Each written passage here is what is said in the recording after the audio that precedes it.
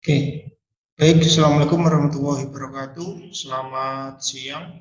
Ya. Di sini perkenalkan saya dengan Bapak Irsad ya. Hari ini saya akan membahas materi atau pengetahuan terkait scaffolding. Nah, jadi di sini dalam pengetahuan scaffolding kita harus mengetahui pengertiannya, apa itu perancang scaffolding dan jenis-jenisnya. Nah, di sini dalam scaffolding ada definisinya ya, adalah suatu struktur sementara agar orang bisa mendapatkan akses ke suatu tempat untuk melaksanakan operasi pekerjaan. Yang kedua, bisa sebagai sebuah bingkai sementara, biasanya dibuat dari pipa baja atau aluminium yang dirangkai sedemikian rupa untuk digunakan sebagai cara mengakses ke tingkat tinggi serta menyediakan sebagai platform yang aman untuk bekerja. Itu definisinya ada dua. Setelah itu, fungsi dari scaffolding tersebut apa saja? Yang pertama bisa sebagai lantai kerja. Berarti dia berfungsi untuk sebagai lantai kerja, sehingga pekerja dapat berdiri dan melakukan pekerjaan dengan mudah dan aman. Bisa juga sebagai platform untuk menempatkan bahan dan logistik yang dibutuhkan oleh para pekerja untuk melaksanakan pekerjaan. Bisa juga sebagai platform dan bagian untuk berjalan bekerja, dan juga sebagai perancah mendukung platform untuk pekerja sebagai jalur transportasi bahan dan logistik. Sedangkan perancah itu dapat dibuat dari beberapa bahan ya. Contohnya sebagai berikut. Ada yang pertama itu terbuat dari pipa baja, bisa frame, modular, pipa atau klem. Yang kedua ada dari kayu. Yang ketiga ada dari bambu, aluminium dan lain-lain. Tapi saat ini jenis scaffolding ya, yang familiar yang biasa digunakan umum atau untuk skala industri migas adalah scaffolding pipa dan klem. Dari scaffolding pipa baja ya, yang pertama ada scaffolding tipe frame. Tipe frame itu adalah scaffolding terdiri dari beberapa frame yang dirangkai. Kapasitasnya sampai dengan 150 kg per bay.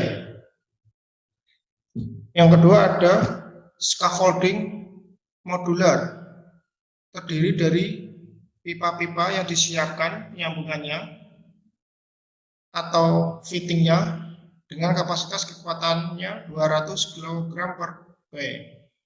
Nah, sedang yang terakhir ada scaffolding pipa dan klem, ya, terdiri dari pipa yang dirangkai dengan klem, kapasitasnya dapat disesuaikan dengan kebutuhan.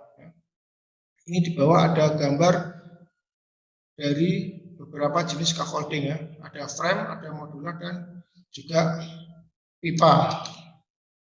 Gambar berikut ada scaffolding kayu atau scaffolding bambu. Nah, ini biasanya dulu masih bisa dipakai, tapi kalau sekarang sudah tidak diperbolehkan pemakaiannya karena tidak memenuhi standar safety. Yang kedua ada bentuk-bentuk dasar perancah sebagai berikut. Yang pertama ada perancah bentuk padlock baris scaffold ya, ada tampak gambar di samping itu ya.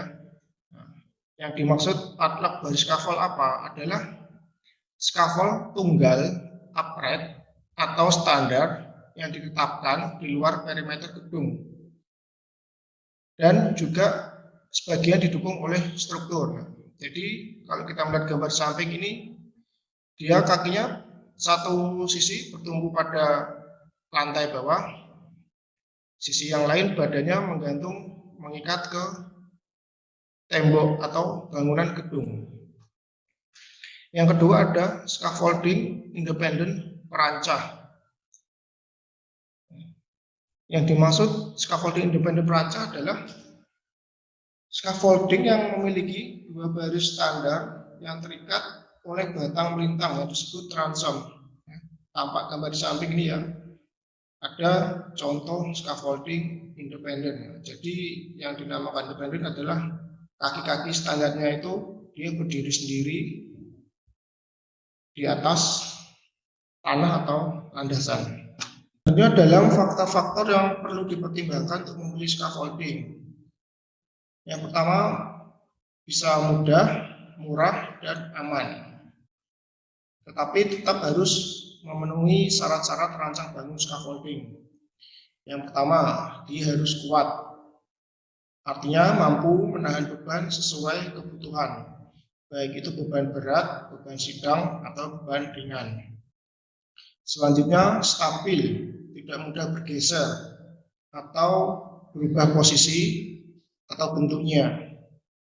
Yang terakhir, harus kokoh, dia tidak bergoyang, tidak melengkung, dan tidak bergetar. Nah, ini termasuk syarat rancang bangun scaffolding yang benar.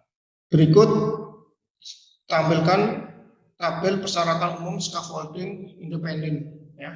Di sini akan saya uraikan beberapa bagian-bagiannya juga menurut beban, berat, sedang, dan ringan. Di sini yang pertama kita harus sesuai jarak antara standar yang membujur sepanjang permukaan. Ya. Untuk scaffolding beban berat maksimal 1,8 meter. Untuk scaffolding beban sedang 2,4 meter. Untuk scaffolding beban ringan maksimal 3 meter. Yang kedua, jarak antar standar yang melintang. Ya.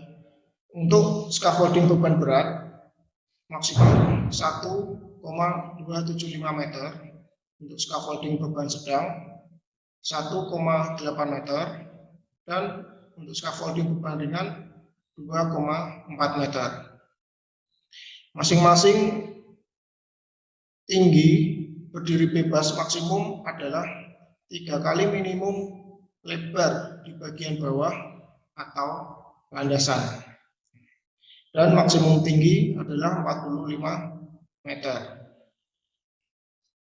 Sedangkan bagian lain seperti penguat brace atau yang posisinya mendatar, dalam setiap 3 bay atau langsung 6 bay dengan bracing.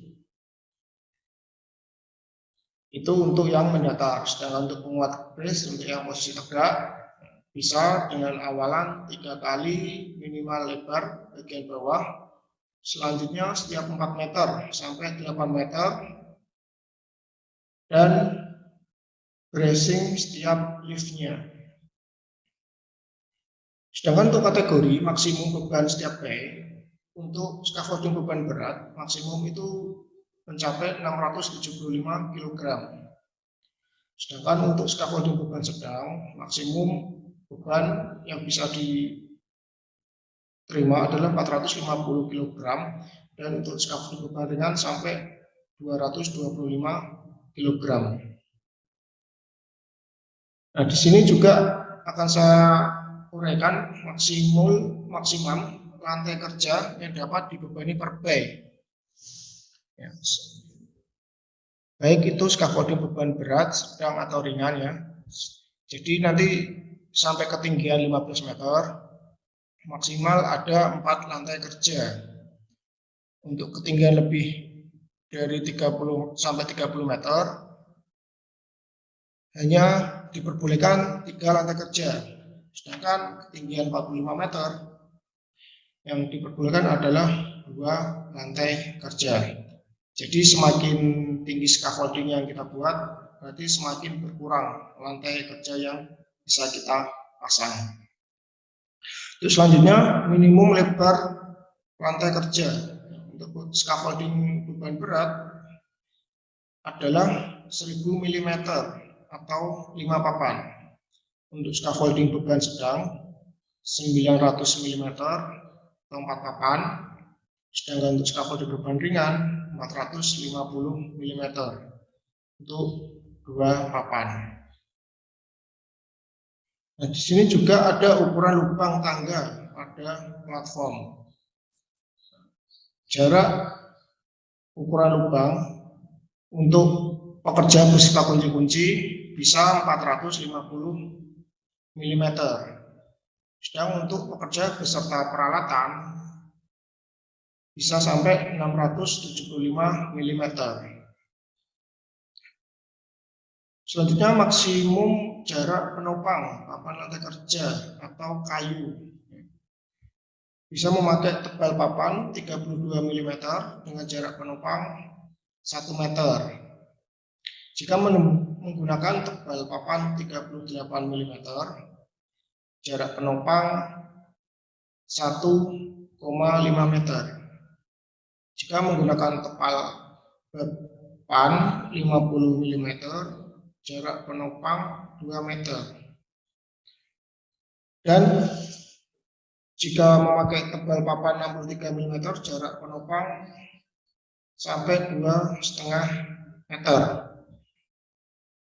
Itu untuk jarak maksimum penopang lantai kerja. Selanjutnya untuk ukuran papan atau juga termasuk soil plate, di sini bisa menggunakan 225 mm kali 32 mm, minimal 220 mm ya. Itu kayu keras, atau untuk kayu kamper bisa menggunakan 225 mm kali 38 mm untuk kayu kamper.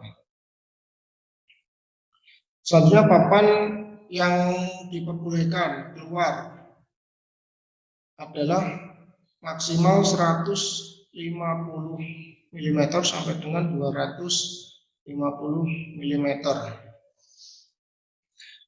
Sedangkan untuk adjustable base plate ukuran minimum 150 mm kali 150 mm kali 6 mm, maksimal penyetelan 600 mm dengan pembebanan maksimal 30 Newton atau 3000 kg untuk semua plat landasan. Untuk pemakaian klem atau coupler, beban kerja aman, kekuatan cengkeram minimum 625 kg.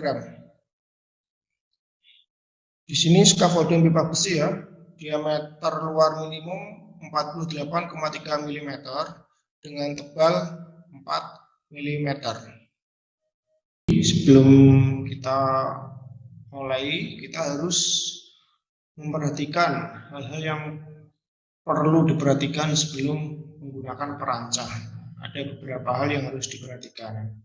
Yang pertama, terkait beban yang diterima perancah harus merata untuk mencegah bahaya dan menjaga keseimbangan. Yang pertama. Yang kedua, dalam penggunaan perancah harus dijaga agar beban tidak melebihi kapasitas yang ditentukan. Yang ketiga, perancah tidak boleh dipakai untuk menyimpan bahan kecuali segera dipakai. Yang keempat, tenaga kerja tidak boleh bekerja di dekat bangunan perancah sewaktu ada angin kencang. Untuk mencegah kerusakan, bahan perancah harus dipasang dengan hati-hati. Selanjutnya, perancah harus diberi lantai papan yang kuat dan rapat sehingga dapat menahan dengan aman tenaga kerja, peralatan, dan bahan yang digunakan. Dan yang terakhir, lantai kerja harus diberi pagar pengaman apabila tingginya lebih dari 2 meter. Adapun sebab terjadi kecelakaan jika salah dalam penggunaan perancah, di sini ada beberapa yang akan saya sampaikan terkait kecelakaan perancah yang sering terjadi. Biasanya itu yang sering terjadi adalah pekerja jatuh dari tempat tinggi. Yang kedua, material dan alat jatuh mengenai pekerja lain di sekitarnya. Ada lagi perancah yang kurang aman jatuh menimpa pekerja dan orang lain di sekitarnya.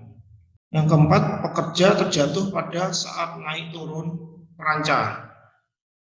Bisa terpeleset atau tergelincir. Juga kelebihan beban atau beban terkonsentrasi menumpuk di satu titik.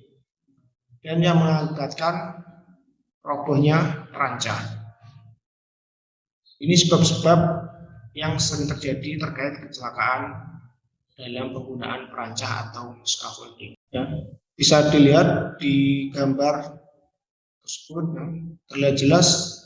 Nah, ini resiko potensinya ya terkait penggunaan scaffolding yang tidak benar. Dalam upaya pencegahan kecelakaan di scaffolding atau perancah, kita harus memperhatikan beberapa hal. Yang pertama itu adalah platform yang terpasang pada perancah atau struktur bangunan harus dipasang dengan aman untuk mencegah agar pekerja tidak jatuh.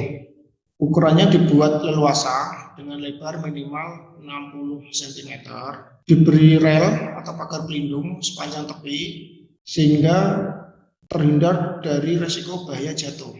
Selanjutnya diberi papan pelindung tepi atau two-board sekeliling tepi platform untuk menghindari benda-benda atau peralatan di sekitar kita terjatuh di sela-sela. Selanjutnya gunakan perancah yang sudah diperiksa sesuai pemasangan label tanda aman. Contohnya ada beberapa warna, ada satu yang pertama itu warna hijau. Jika terdapat label atau tagging warna hijau, berarti sepenuhnya scaffolding itu dinyatakan aman untuk dipergunakan. Jika menemukan tagging atau label berwarna kuning, berarti scaffolding itu kondisinya aman, tetapi dengan persyaratan bisa dengan menggunakan sabuk pengaman atau dengan persyaratannya lainnya. Artinya jika menemukan warna kuning masih dirasa scaffolding itu masih kurang aman. Dan yang terakhir ada warna merah.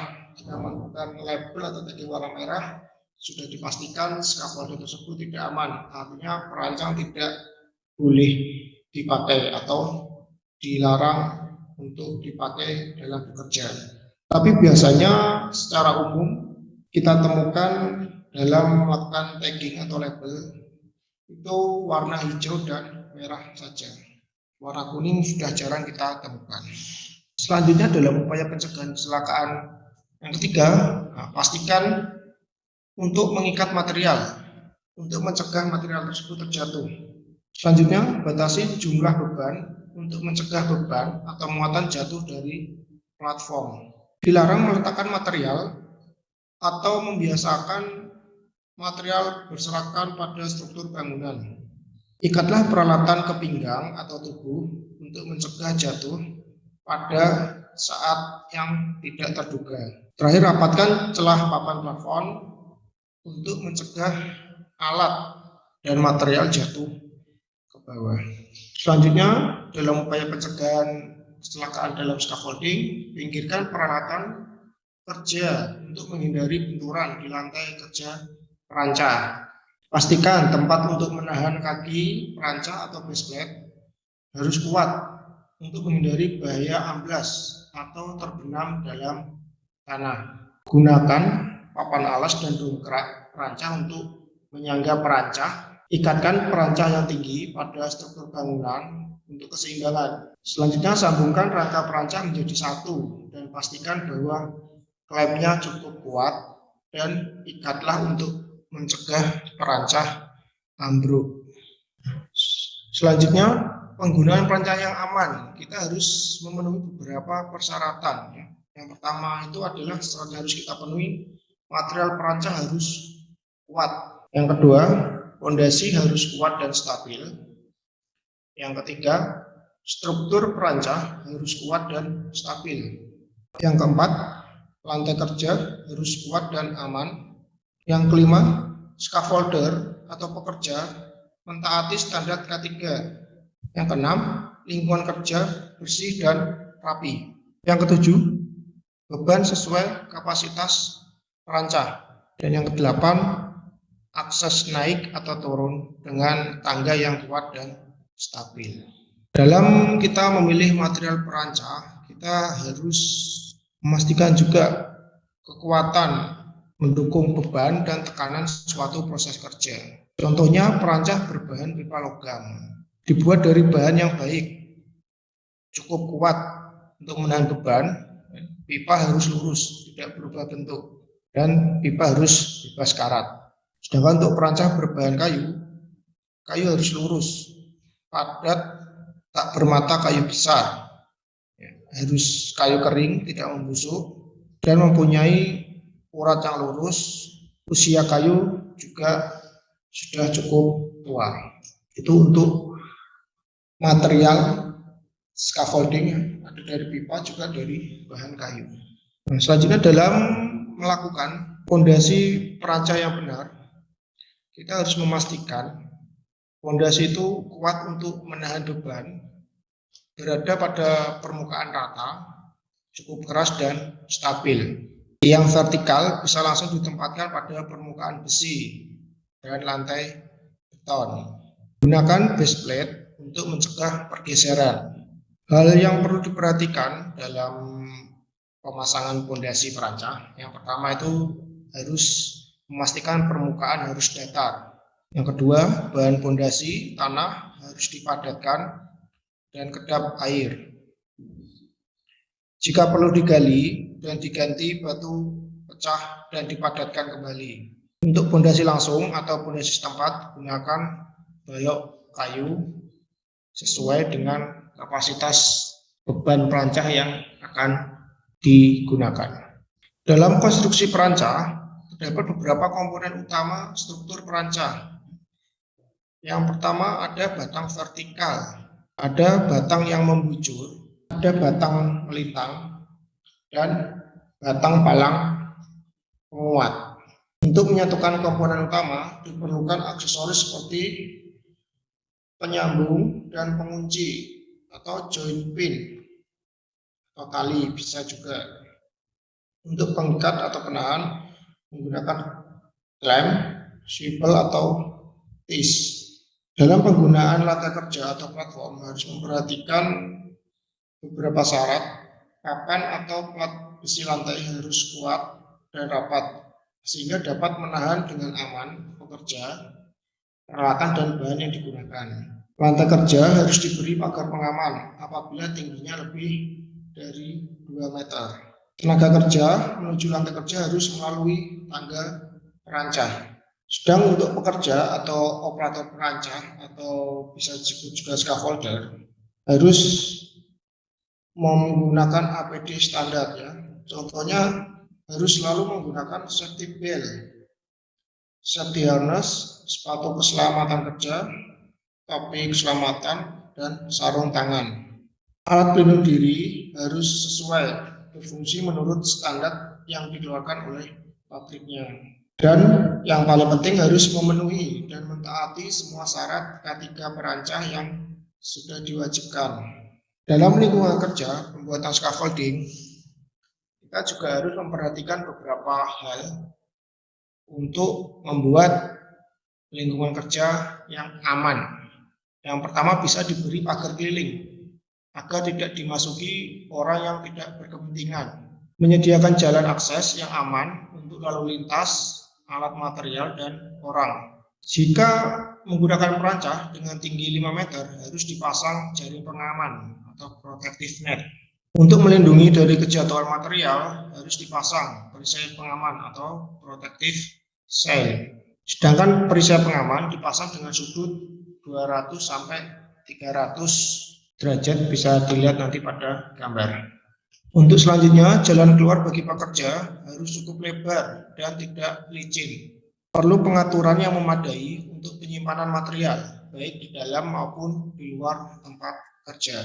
Selain itu, tempat kerja harus dijaga kerapihan dan diatur dengan baik, termasuk pengumpulan dan pembuangan sampah. Selanjutnya, perancah harus didirikan di atas landasan atau permukaan yang kuat sehingga dapat mencegah dari perpindahan tempat. Terkait gambar tadi ya, ini ada protective net, ada juga protective sail. Ini contoh pemasangan untuk protective net dan protective sail dengan ketinggian di atas lebih 5 meter.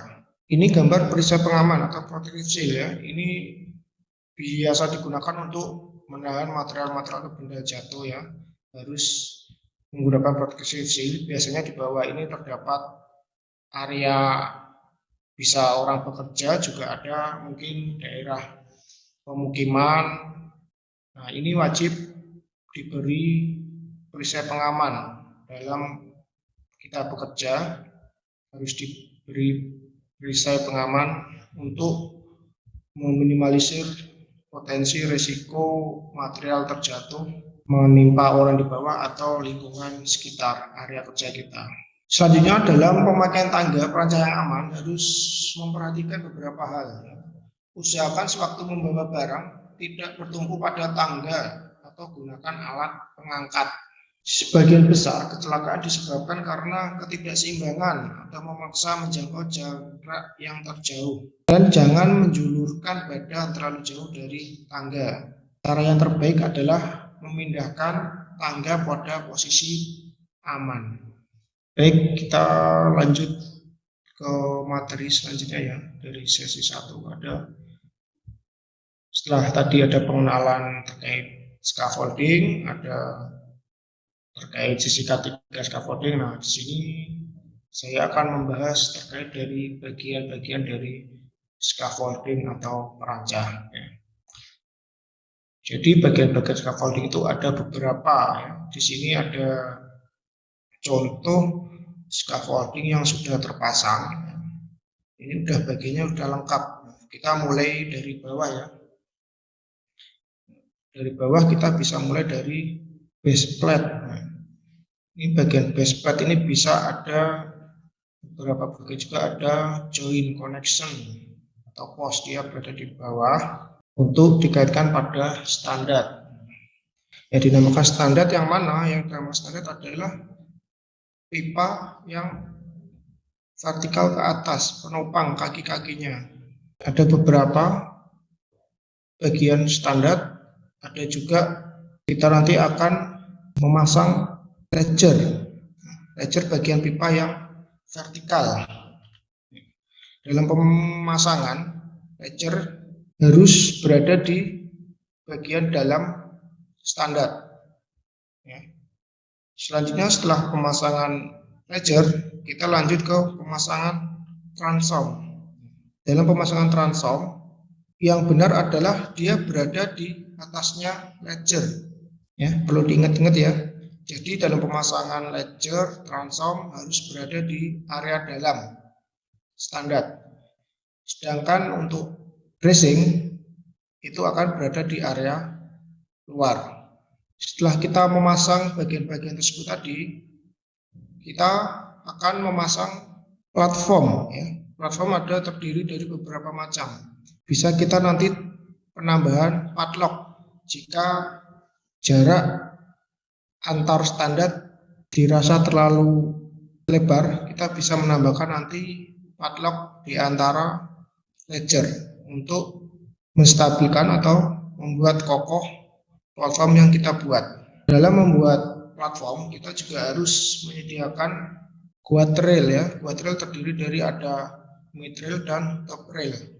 Nah, selanjutnya ini contoh independent scaffolding. Ya. Ada beberapa bagian-bagian yang terpasang lengkap ya. Ada side plate, ada base plate, ada standar, ada ledger, ya. Ada transom, ya. Ada bracing juga, ada padlock, ada two-bolt dan guardrail. Ya. Nah, di sini saya akan menjelaskan dari istilah yang terdapat pada gambar-gambar tadi ya. Ada istilah bayline ya. Bayline itu apa maksudnya? Bayline itu adalah jarak antar standar ke arah memanjang. Ya. Ada pay width, jarak antar standar ke arah melebar. Nah, ini kita harus tahu berapa nanti jarak yang akan kita buat, tergantung dari jenis scaffolding yang akan kita buat. Bisa scaffolding untuk beban berat, sedang atau ringan. Jadi piling dan pay width harus menyesuaikan kebutuhan scaffolding yang akan kita buat. Selanjutnya ada live height. Live height adalah jarak antar ledger ke arah vertikal. Selanjutnya ada standar pipa tegak atau vertikal yang bertugas menerima beban scaffolding dan meneruskan ke base plate. Selanjutnya ada ledger atau runner, pipa yang dipasang mendatar horizontal atau 90 derajat dipasang pada standar di bagian dalam. Selanjutnya ada transom, pipa yang mengikat standar ke arah lebar scaffolding dipasang horizontal. Sedangkan padlock adalah pipa tambahan yang dipasang untuk tujuan memperkuat struktur scaffolding atau tujuan tertentu, misalnya sebagai penopang papan lantai atau platform kerja. Selanjutnya ada working platform atau lantai kerja. Lantai yang dipasang untuk tempat melakukan kegiatan atau pekerjaan, bisa menggunakan papan kayu, deck plank, atau metal plank. Selanjutnya, two-board adalah papan yang dipasang di pinggir platform untuk mencegah material dan peralatan agar tidak jatuh. Selanjutnya ada base plate, bagian yang menjadi tumpuan dari tiang-tiang standar dan berfungsi meneruskan beban dari standar ke shell plate atau ke tanah. Ya, ini bagian yang paling bawah adalah base plate. Dalam base plate ada shell plate atau shell board. Papan biasanya dari bahan kayu atau metal, berfungsi meneruskan beban dari base plate ke tanah dasar. Ukuran shell plate diperhitungkan dari beban yang diterima dan kemampuan tanah dasar. Selanjutnya ada bagian brace, ada front brace, ada bucket rail atau diagonal brace. Ini adalah pipa yang dipasang diagonal di sisi luar standar agar scaffolding menjadi kokoh ke arah memanjang. Biasa disebut bracing. Ada lagi transfer brace atau end brace. Nah, ini adalah pipa yang dipasang diagonal di sisi luar standar agar scaffolding menjadi kokoh ke arah melebar. Ada lagi istilah tie, adalah pipa yang berfungsi untuk menjadi angkur atau pengikat struktur scaffolding terhadap konstruksi atau bangunan. Selanjutnya, guardrail atau pagar.